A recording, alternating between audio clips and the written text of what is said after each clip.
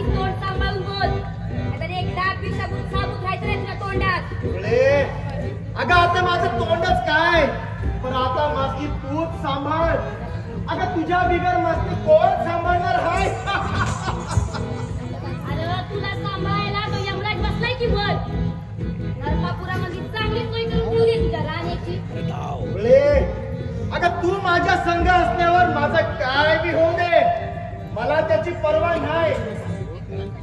तुला इथून घेऊन जाण्यासाठी आलोय, तेव्हा गुमान माझ्या संघ चल.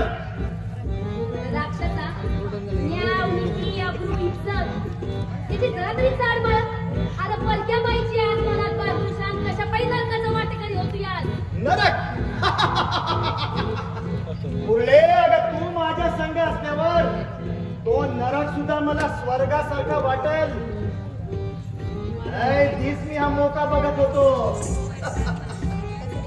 तो दिस आज आलाय. आता ये दौडू नगस.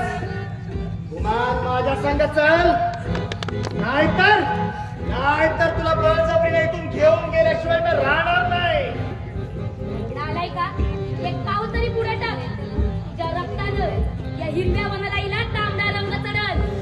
अरे ही गजराबी 4 गावांच्या कुशीत लहानाची मोठी झालेली आहे. सौदावाच्या बचावाचा बाळकडू प्यालेली आहे.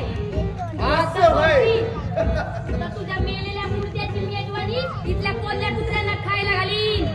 बघतो काय होतंय ते. मुरले अगं तू माझी हो, बघ मस्ती काय कमी आहे. त्या मारवाड्याची समधी संपत्ती आज माझ्याकडे आहे.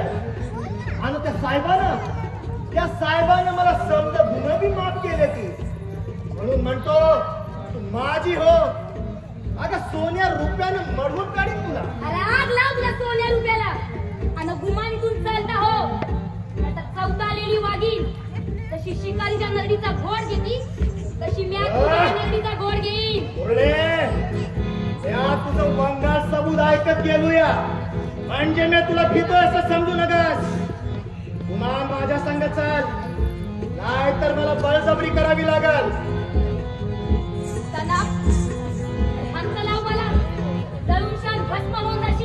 अगं जळून राखून झालं तरी मी हरकत नाही.